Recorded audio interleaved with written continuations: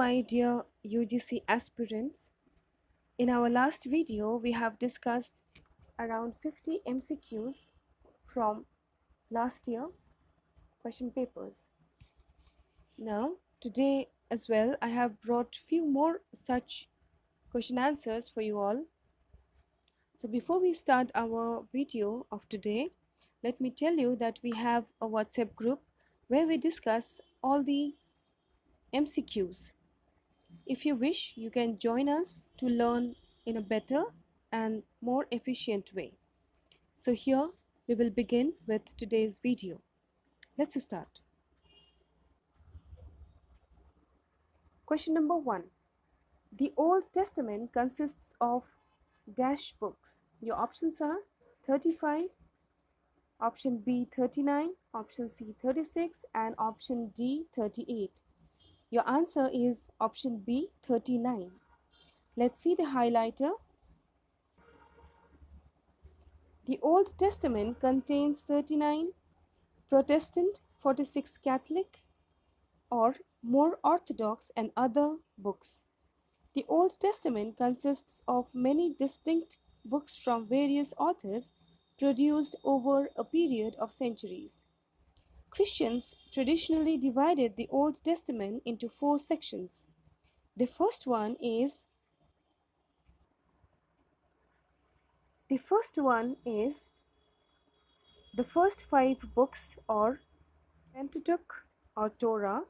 Second one is the history books telling the history of the Israelites from their conquest of Canaan to their defeat and exile in Babylon. Third one is the poetic and wisdom books dealing in different forms which questions of good and evil in the world, and the book of the biblical prophets warning of the consequences of turning away from God. Next question. Viola is a character taken from the dramas of option A Shakespeare, option B Marlowe, option C Ben Jonson and option D Webster. Your answer is option A, that is William Shakespeare. Let's understand details about the answer. Viola is a character taken from the dramas of Shakespeare. Drama name is Twelfth Night or What You Will. It is a romantic comedy believed to have been written around 1601 to 1602. The play centers on the twins Viola and Sebastian, who are separated in shipwreck. Viola, a shipwrecked young woman who disguises herself as a page named Cesario. Question number 3. In book One Fairy Queen, Red Rose Knight symbolizes the virtue of option A truth, option B bravery, option C holiness, option D chivalry. And your option C, that is holiness, is the answer. Red Cross Knight, it is a fictional character, protagonist of book 1 of the Fairy Queen, which is written by Edmund Spenser in the year 1590. An epic poem by the writer. The Red Cross Knight represents the virtue of holiness as well as St. George and the Anglican Church. Question number 4. Shakespeare borrowed idea for As You Like It from option A Robert Greene's Orlando Furioso, option B Thomas Lodge Rosalind, Euphues Golden Legacy, option C George Peele's Old Wives' Tale, option D Thomas Nash, The Anatomy of Absurdities. Option B, Thomas Lodge, Rosalind Euphues' Golden Legacy is the answer. Shakespeare's main source for this play was a pastoral romance written by Thomas Lodge, produced in 1590, called Rosalind. Interestingly, an introductory remark in Lodge's text is, "if you like it." So, and this seems like an obvious inspiration for Shakespeare's title. As You Like It is a pastoral comedy. As You Like It, first performed in 1603. The number of Bacon's essays in the third edition. Option A 52, option B 56, option C 58, option D 54. Your answer 58, that is option C, is the correct answer. Let's focus on the highlighters. Francis Bacon was born on 22nd January 1561. He died on 9th April 1626.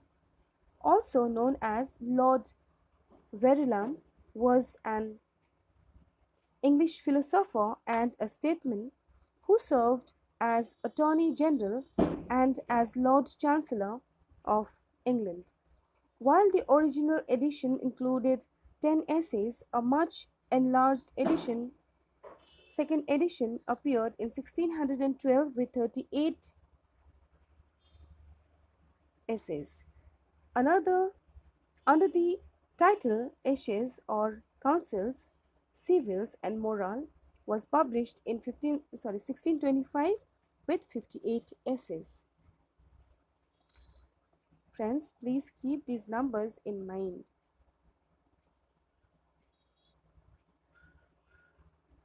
Question number 6. Spencer dedicated Shepherd's Calendar to Shakespeare, Marlowe, Ben Jonson, Sir Philip Sidney. Option D, Sir Philip Sidney, is the correct answer. Highlighters.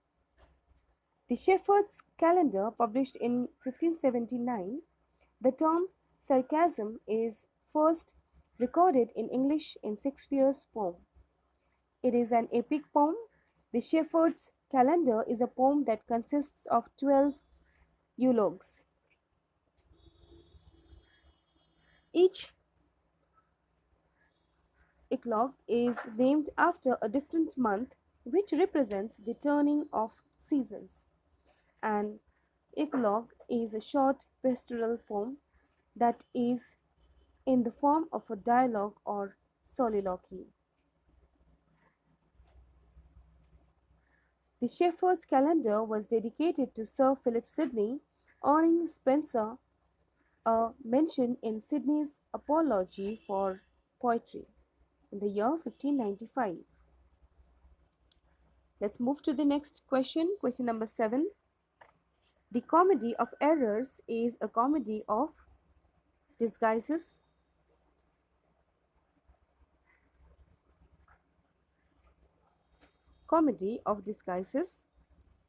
mistaken identity, causeless jealousy, or misunderstandings. Your answer, mistaken identity, is the correct option.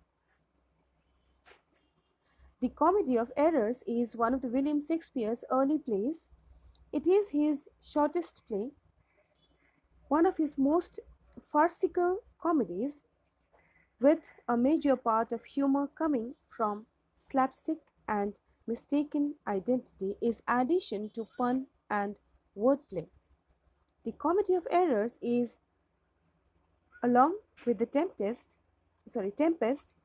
one of only 2 Shakespearean plays to observe the Aristotelian principles of unity of time. That is, the event of a play should occur stage, screen, and musical theatre numerous times worldwide. Set in the Greek city of Ephesus, the Comedy of Errors tells the story of 2 sets of identical twins who were accidentally separated at birth. It is an It is a 5-act play written in 1589 to 94. First published in the first folio of 1623 from Shakespeare's manuscript. It was based on Menachmi by Plautus with additional material from Plautus' Amphitryo and the story of Apollonius of Tyre. Let's move ahead. Question number 8. The first folio edition of Shakespeare's plays was printed in 1620, 1616, 1625 and 1623, and the correct option 1623. William Shakespeare's Comedies, Histories and Tragedies is a collection of plays by William Shakespeare published in 1623, commonly referred to by modern scholars as the First Folio. It is considered one of the most influential books ever published. The Second Folio is the 1632 edition of the collected plays of William Shakespeare. It follows the First Folio of 1623. The Third Folio of Shakespeare's works was printed in 1663 and a second issue reappeared in 1664, adding Pericles and 6 other plays. Abandon all hopes. You who enter here, what is the source of these lines? This is asked in question number 9, and your options are option A, Milton's Paradise Lost, Milton's Samson Agonistes, option D, Dante's Divine Comedy, or Horace Ars Poetica. Your answer, option C, is correct, Dante's Divine Comedy. The phrase has borrowed from Dante's Divine Comedy, written in 1320. The phrase has been borrowed from Dante's Divine Comedy. This work was written on 1320. It means to abandon all your hopes. It is said to have inscribed at the entrance of hell. The phrase is translated from Italian sentence. It was coined by Alighieri Dante in his famous epic. The phrase is used the last line of the second stanza, and it is simile. Question number 10. Essay on Man by Pope has dash poetical epistles. Your options are 2, 1, 3, 4, and option D, 4 is the correct answer. It was written by Alexander Pope, which was published in the year 1733 to 1734. It is dedicated to Henry St. John, who was first Viscount Bolingbroke. It is written in heroic couplet, comprises of 4 epistles. Pope began work on it in 1729 and had finished the first 3 by 1731. They appeared in early 1733 with the 4th episode published the following year. The Wasteland by T.S. Eliot is dedicated to Jane Masefield, option B, Ezra Pound, option C, Orwell, and option D, Somerset Maugham. Your option B is the correct answer, Ezra Pound. Let's see why is this a correct answer. The Wasteland by T.S. Eliot was published in the year 1922, first in London in the Criterion in the month of October. Next in New York City in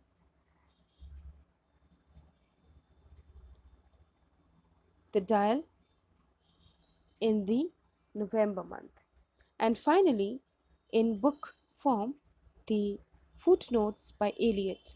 It has 433 lines and it has 5 part poem. It is dedicated to fellow poet Ezra Pound. It is 20th century's extremely important work. Next question is question number 12. Which novel of Hemingway gives the message, "Man is not made for defeat. A man can be destroyed but not defeated"? Option A, Man Without Women. Option B, The Sun Also Rises. Option C, To Have and Have Nots. Option D, The Old Man and the Sea. And your answer is The Old Man and the Sea. Let's see the highlighters of the answer.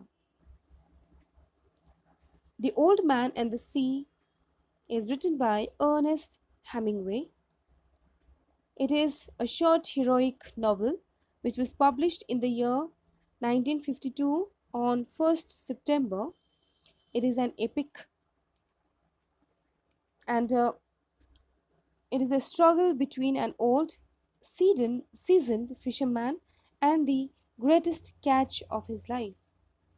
84 days returned empty-handed. Protagonist of the novel is Santiago, aged man. Question number 13. Raja Rao's The Serpent and the Rope was awarded Nobel Prize, Sahitya Academy Award, Hawthornden Prize, or none of these. The Serpent and the Rope is Raja Rao's second novel, first published in 1960 by John Murray. It is written in an autobiographical style. The novel deals with the concepts of existence, reality, and fulfillment of one's capabilities. The protagonist, Ramaswamy's thought process in the novel is said to be influenced by Vedantic philosophy and Adi Sankara's non-dualism. It also deals with the problems of immigrants and immigration. The novel won the Sahitya Academy Award in 1964. Question number 14. Who has been called the wild humorist of plains by San Francisco? Option A, O'Neill. Option B, Henry James. Option C, Mark Twain. Option D, Emily Dickinson. Emily Dickens. Samuel Langhorne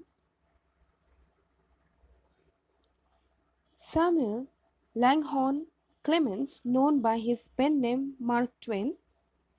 He is an American writer, humorist, entrepreneur, publisher, and lecturer, the father of American literature, which is called by William Faulkner.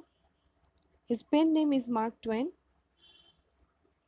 Jos Thomas Jefferson Snodgrass. He was born on November 30th, 1835 in Florida, Missouri, United States. He died on April 21st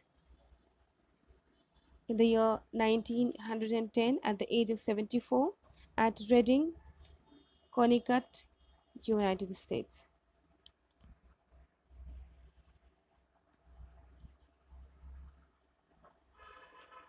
Friends, in this question we need to keep in mind his full name or his real name, because in maximum questions related to literature we know Mark Twain as his pen name only. Okay, his real name is Samuel Langhorne Clemens. Question number 15. Who was the winner of the first Sahitya Academy Award? Option A, R.K. Narayan. Option B, Raja Rao. Option C, Mulk Raj Anand. Option D, none of the above. Here it is R.K. Narayan who won Sahitya Academy Award in the year 1954. Therefore, option A is correct. Point 2. Total Sahitya Academy Award. There are total 60 Sahitya Academy Awards. Last Sahitya Academy Award winner is Sasi Tharoor in 2019.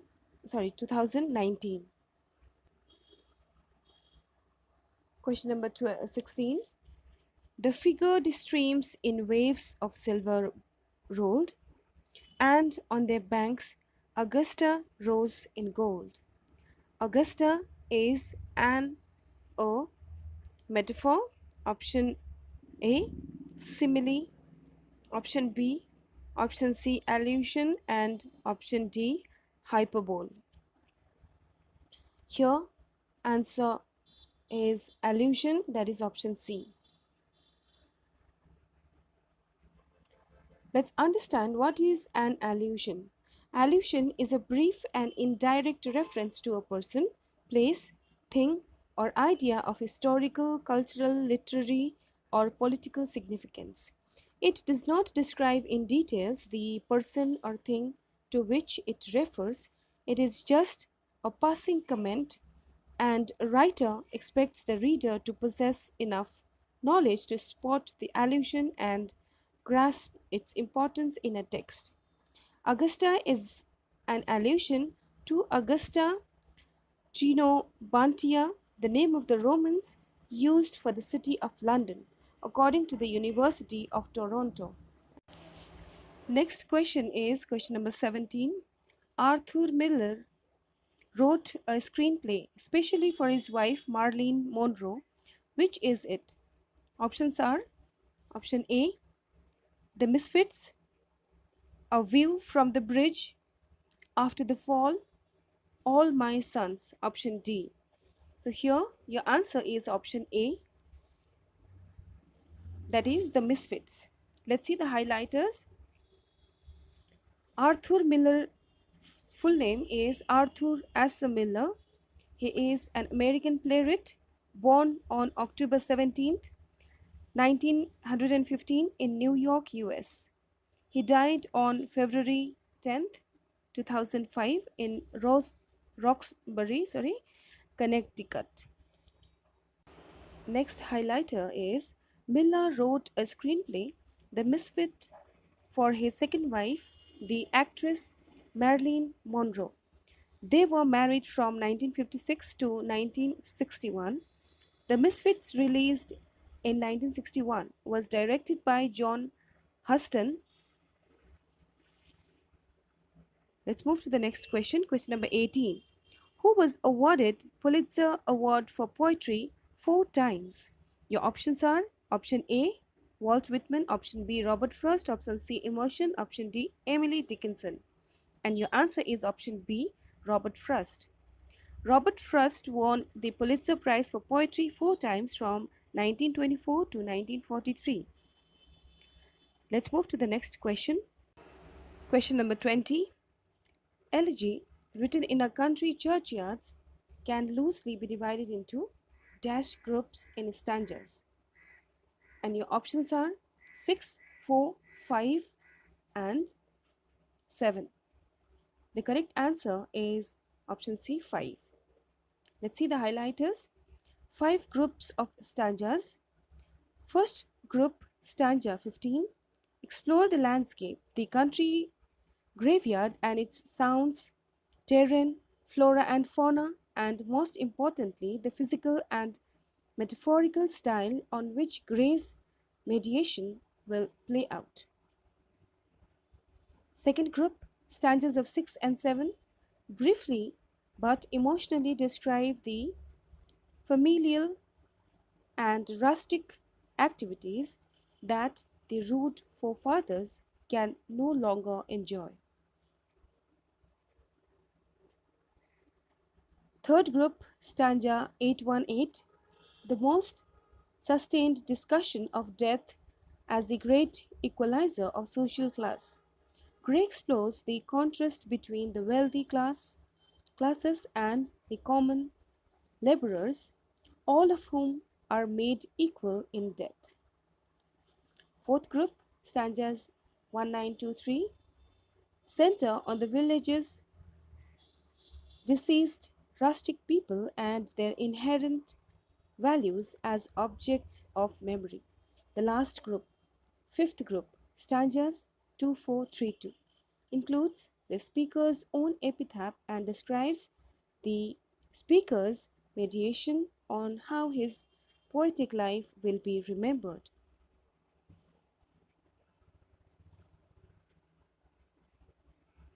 Question number 21. Which of the following statements is correct about elegy written in the country churchyard?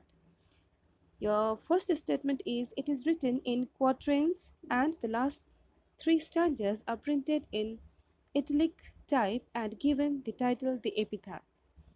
Statement B, the poem was written at the end of the Augustan age and at the beginning of the Romantic period, and the poem has characteristics associated with both literary periods. When Thomas Gray was writing the poem, the world was going through a period of intellectual development that thinkers of the time dubbed the Age of Enlightenment. Statement D. Elegies can take any poetic form, but Gray uses the elegiac stanza, which came into style during his time and which he perfected.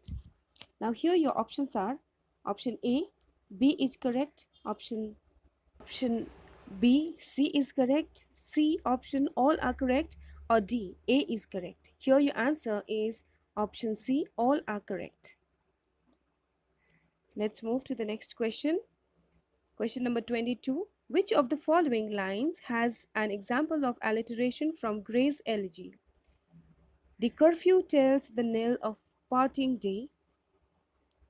Option B. The ploughman homeward plods his weary way. C. Option and leaves the world to darkness and to me. Option D. Molest her ancient solitary reign. Here, option B is the correct answer.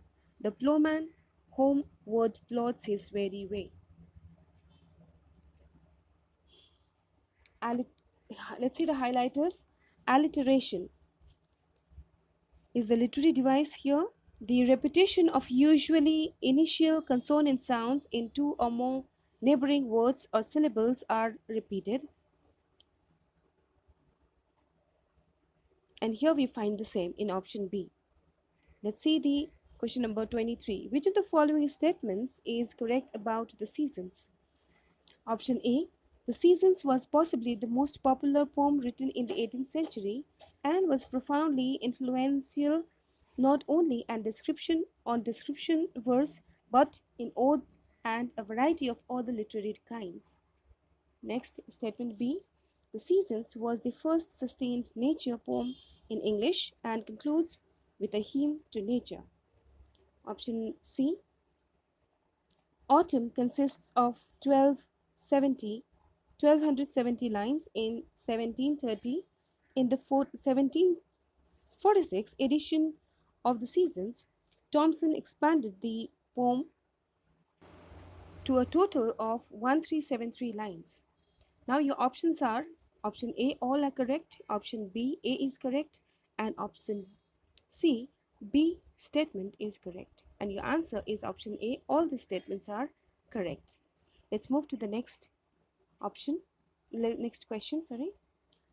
Windsor Forest is an or a loco-descriptive poem. Option B, narrative poem. Option C, descriptive poem. Number D, epic poem. And here your answer is loco-descriptive poem. That is option A. Let's see the highlighters.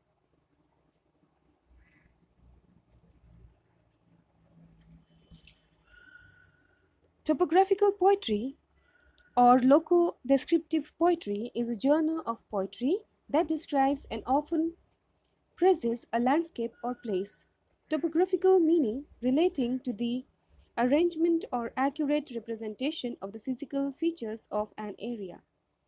Windsor Forest reflects British history and politics within its 432 lines. Example of topographical poetry: John Dyer's Grainger Hill. 1726 or 27. Matthew Arnold's The Scholar Gypsy praised the Oxfordshire countryside. W. H. Auden's The Praise of Limestone used a limestone landscape as an allegory. Last question from this set. Who is the friend of Pope? Joseph Conrad, John Milton, John Keats, Jonathan Swift. And your answer is D, that is Jonathan Swift. Let's see the highlighters.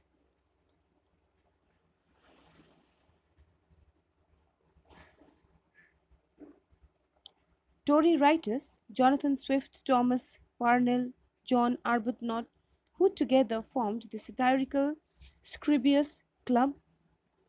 The aim of the club was to satirize ignorance and pedantry in the form of the fictional scholar Martinus Scriblerus.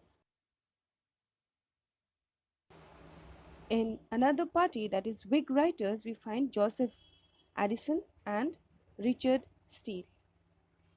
Hello friends, I welcome you all on Best Notes Tutorials. Here we are discussing MCQs on everyday basis. We have completed till now day 1, 2, 3's MCQs. The questions which were asked in previous years, those are going to be extremely important. So let's begin with day 4's set of questions. Question number 1. Which poem of William Cowper begins with the suggestion of Lady Austen, who asked him to write a poem on the sofa? Your options are The Task, The Ballad of John Gilpin, option C, both A and B, and option D, none of the above. So here your answer is option A, The Task. Let's see the highlighters. A 6-book blank verse poem. The poem has its origin in a rather peculiar story.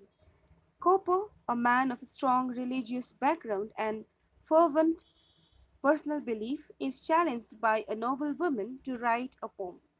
She challenges him to make a sofa, a rather mundane sitting object, the main theme of the poem. It is third-person narration, and this was published in the year 1785. Usually seen as his supreme achievements. Its 6 books are called The Sofa, The Timepiece, The Garden, The Winter Evening, The Winter Morning Walk, and The Winter Walk at Afternoon. Book publisher was Joseph Johnson. Beginning with a mock Miltonic passage on the origin of the sofa, it develops into a discursive meditation on the blessings of nature, the retired life and religious faith, with attacks on slavery, blood sport, fashionable frivolity, lukewarm clergy, and French despotism, among other things. Question number 2. In Memoriam is an elegiac poem on the death of option A, Arthur Hugh Clough, option B, Edward King, option C, Arthur Hallam, option D, none of the above. So here your option goes, correct option goes option C, that is Arthur Hallam. Let's see the highlighters. In Memoriam, AHH is a poem by the British poet Alfred Lord Tennyson, which was published in the year 1850. It is a requiem for the poet's beloved Cambridge friend Arthur Henry Hallam, who died suddenly of a cerebral hemorrhage in Vienna in 1833 at the age 22. It contains some of Tennyson's most accomplished lyrical work and is an usually sustained exercise in lyric verse. It is widely considered to be one of the greatest poems of the 19th century. The original title of the poem was the way of the soul, and this might give an idea how the poem is an account of all tensions, thoughts, and emotions as he grieves over the death of a close friend. In Memoriam is written in 4-line ABBA stanzas of iambic tetrameter. The poem is divided into 133 cantos, including the prologue and epilogue. In which play Shaw depicts the theme of eternal triangle? Option A, Pygmalion, option B, Candida, option C, Doctor's Dilemma, option D, the apple cart. So here your answer is option B, that is Candida. Candida, a comedy by playwright George Bernard Shaw. It is written in 1894. It was first published in 1898 as part of his plays Pleasant. Candida comes second in the collection. Plays Pleasant is the subtitle A Mystery, an anti-romantic play and a drama of ideas. It is the story of eternal triangle that Shaw deals with in an unconventional way. The plot presents a man, Reverend James Mavor Morrell, his wife Candida, and a poet, Eugene Marchbanks, involved in the eternal triangle of love. Question number 4. Who got Nobel Prize for Literature for Lord of Flies? This famous work was written by William Golding. Therefore, the answer is option A. Even then, let's see the options. Option A, William Golding. Option B, Beelzebub. Option C, Milton. And option D, Shakespeare. Here the answer is William Golding. Sir William Gerald Golding was a British novelist, playwright and poet. He was born on 19 September 1911, Newquay, Cornwall, England. He died on 19th June 1993 at the age of 81 and at Piranarwathra, Cornwall, England. He was awarded the Nobel Prize in Literature for Lord of Flies in 1983. He was awarded the Booker Prize for Rites of Passage in 1980. He was a Fellow of the Royal Society of Literature, and here Lord of Flies is an allegorical novel. Published in 17 September 1954, the book focuses on a group of British boys stranded on an uninhabited island and their disastrous attempt to govern themselves.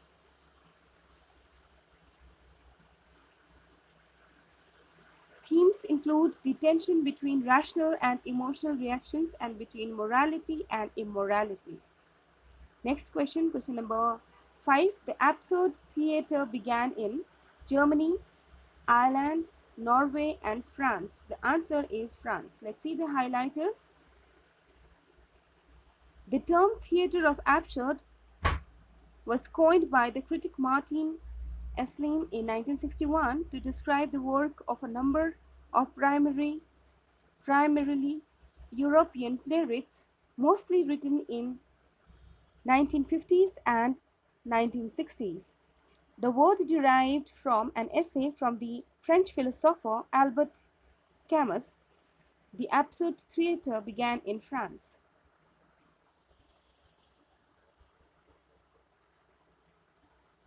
Question number 6. Keats' Endymion has option A 2000 lines, option B 5000 lines, option C 3000 lines, and option D 4000 lines. And your answer is option D 4000 lines. Endymion is a poem by John Keats, first published in 1818 by Samuel Taylor Coleridge.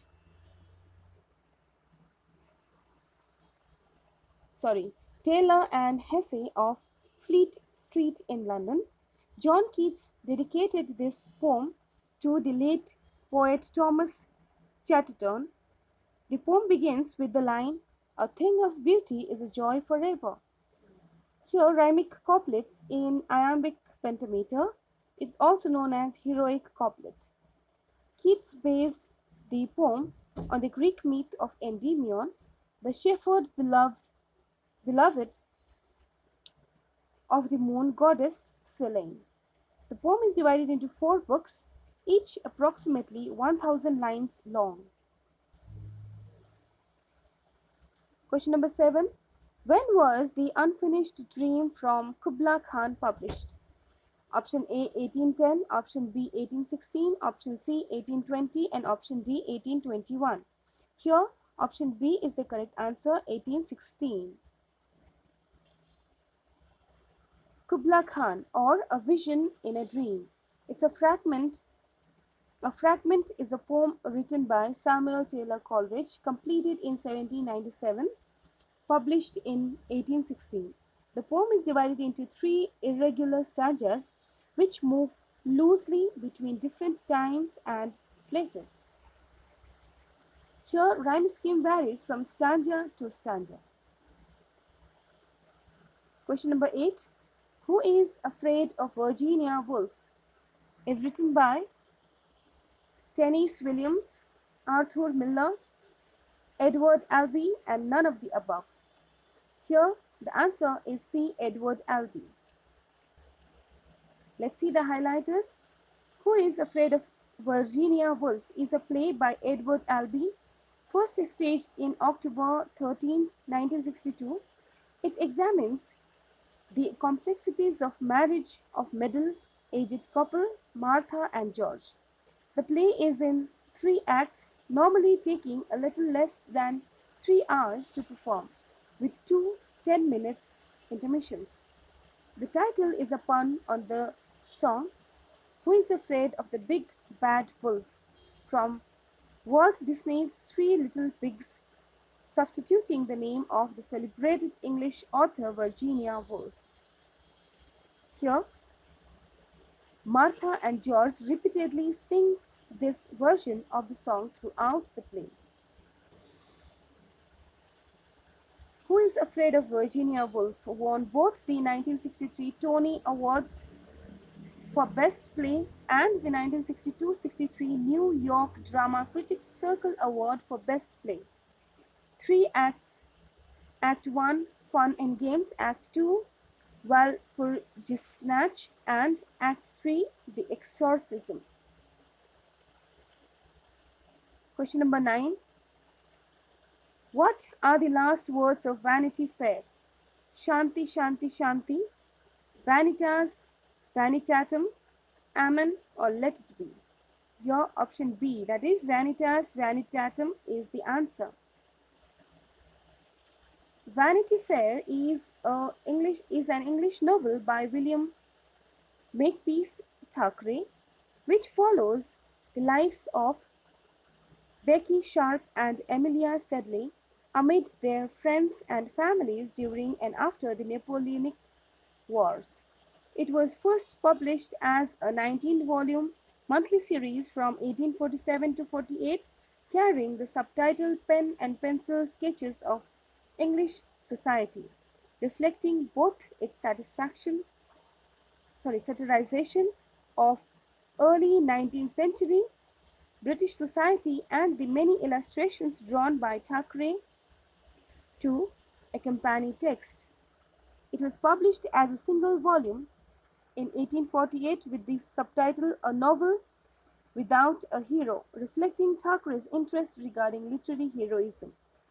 It is sometimes considered the principal founder of Victorian domestic novel. The story is framed as a puppet play. The book's title comes from John Bunyan's Pilgrim Progress, a dissenter allegory first published in 1678.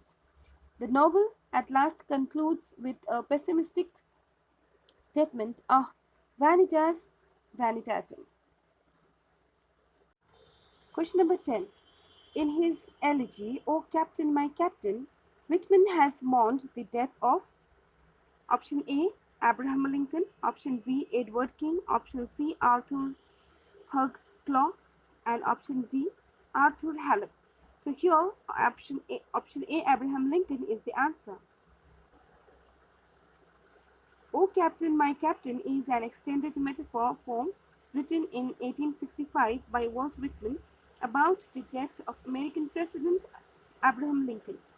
Emphasizing grief and sorrow, the poem was first published in the pamphlet sequel to Drum Taps.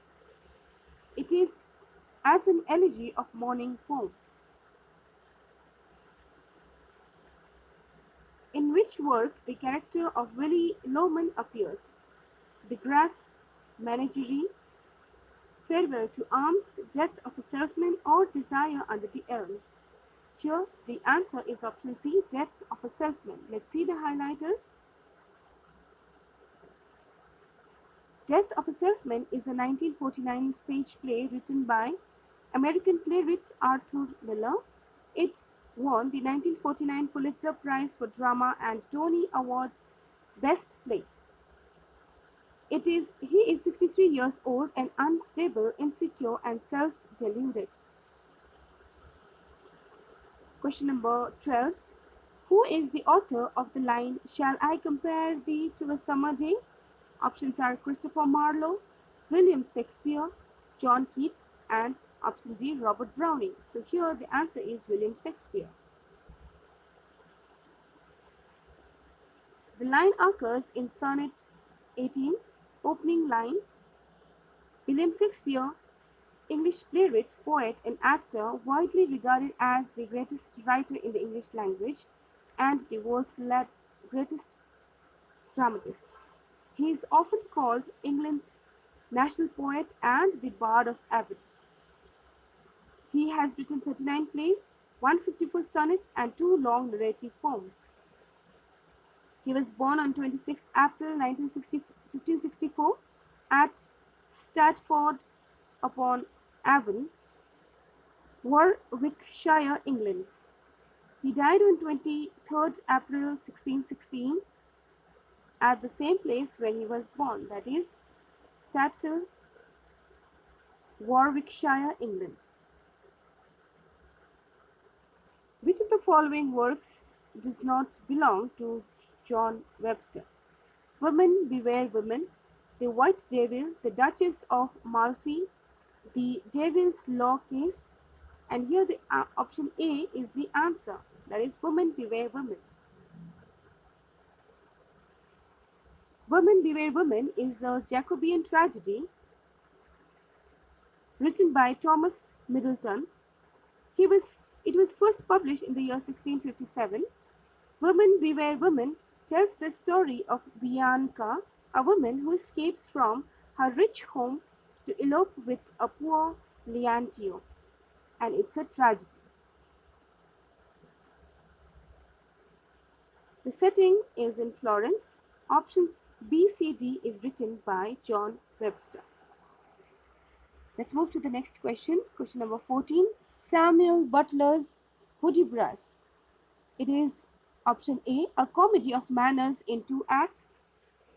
Option B, a mock heroic narrative poem.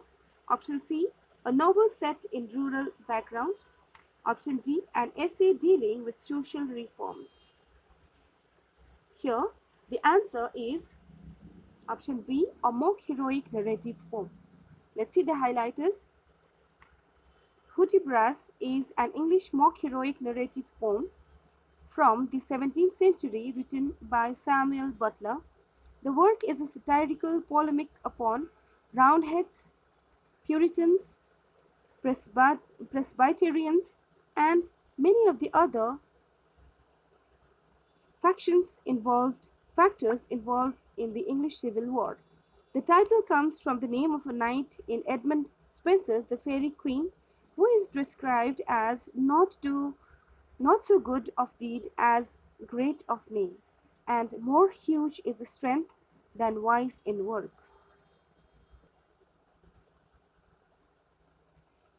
Hudibras was written in an iambic tetrameter in closed couplet with surprising feminine rhymes.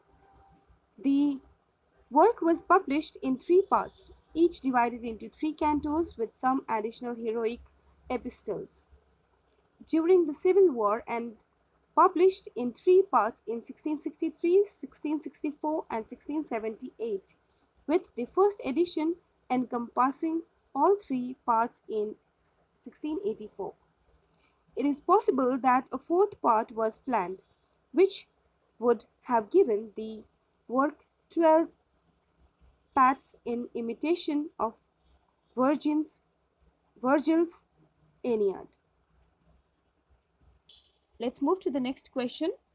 George Eliot was the pen name of Mary Ann Evans, option A, Mary Isaac, option B, Annie Bronte, option C, and option D, none of these. Here the answer is Mary Ann Evans, who is the writer of Middlemarch. Mary Ann Evans, known for her pen name George Eliot, is an English novelist, poet, journalist, and translator. She was born on 22nd November 1819. She died on 12th December 1880. Here, alternatively, Mary Ann or Marianne. Her nickname is Mary Ann or Marianne. She wrote 7 novels, most of the novels set in provincial England and known for their realism and psychological insight. It was written in Victorian age. 16. Number. Who among the following is not a British writer? D. H. Lawrence, Ernest Hemingway, Thomas Hardy, and E. M. Forster. Here the answer is Ernest Hemingway.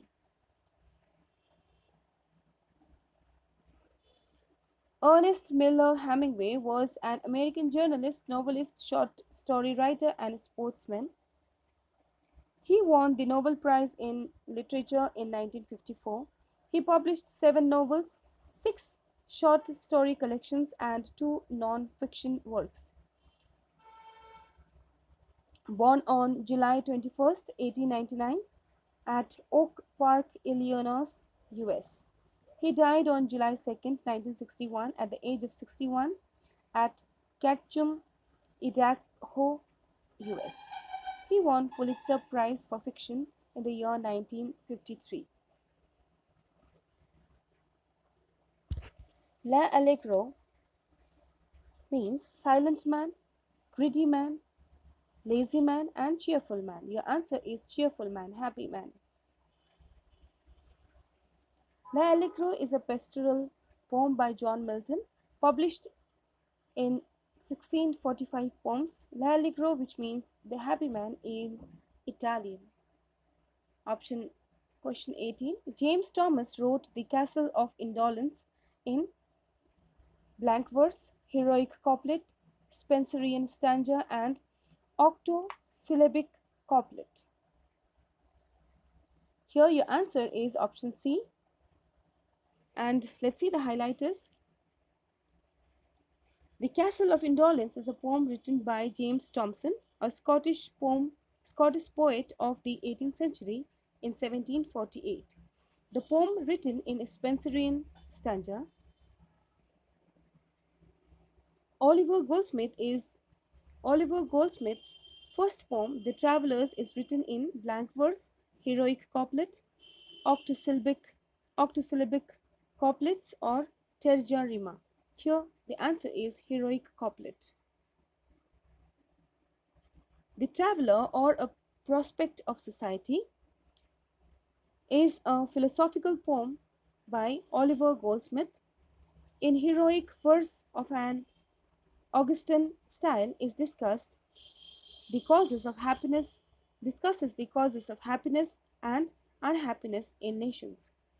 He begins the poem by extolling the happiness of his brother Henry's simple family life. Goldsmith began writing The Traveller in 1755 while he was traveling in Switzerland.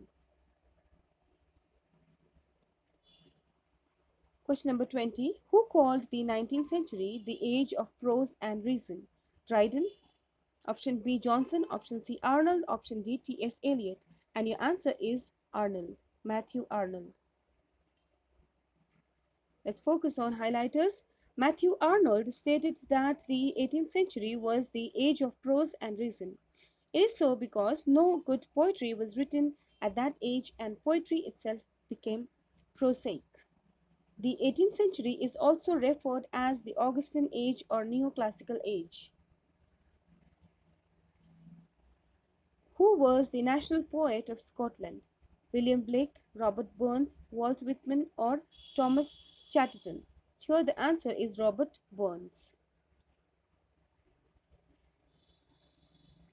Robert Burns, also known familiarly as Robbie Burns, the national bard of Ayrshire, and the ploughman, poet, and various other names and epithets, was a Scottish poet and lyricist. He is widely regarded as the national poet of Scotland and is was celebrated worldwide. Let's see the next point. He was born on 25th January 1759, Alloway, Ayrshire, Scotland. He died on 21st July 1796 at the age of 37 at Dumfries, Scotland. He is regarded as a pioneer of the Romantic movement.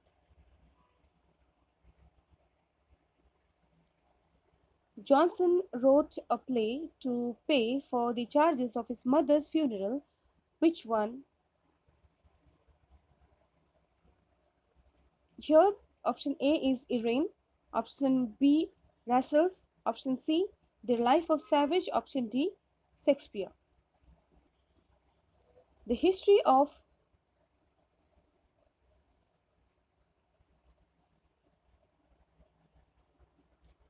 Rasselas, Prince of Abyssinia, originally titled The Price of Abyssinia, a tale, though often abbreviated to Rasselas, is an apologue about bliss and ignorance by Samuel Johnson. The book's original working title was The Choice of Life. The book was first published in April 1759 in England.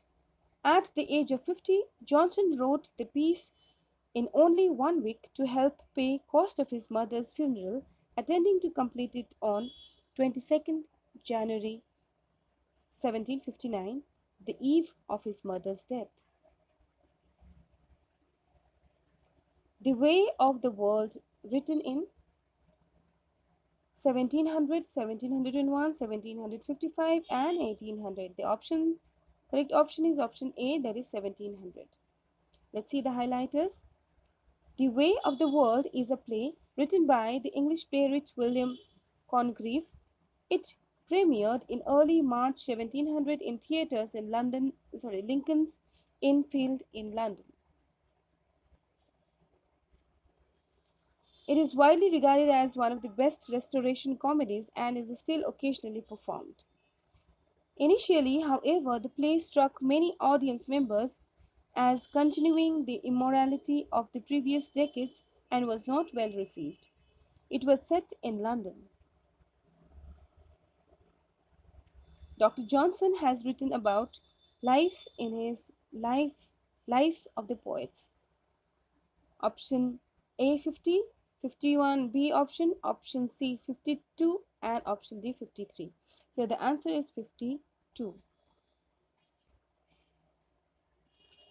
Lives of the most eminent English poets between 1779 to 81, alternatively known by the shorter title Lives of the Poets, is a work by Samuel Johnson comprising short biographies of critical appraisal of 52 poets, most of whom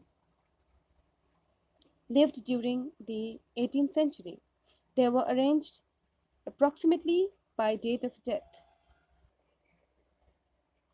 Who was Hogarth?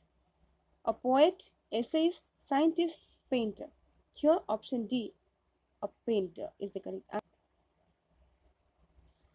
William Hogarth was an English painter, printmaker, pictorial, satirist, social critic, and editorial cartoonist. He was born on 10th November 1697, London, England. 22nd October 1764, at the age of 66, he passed away from the world, and his death occurred in London, England.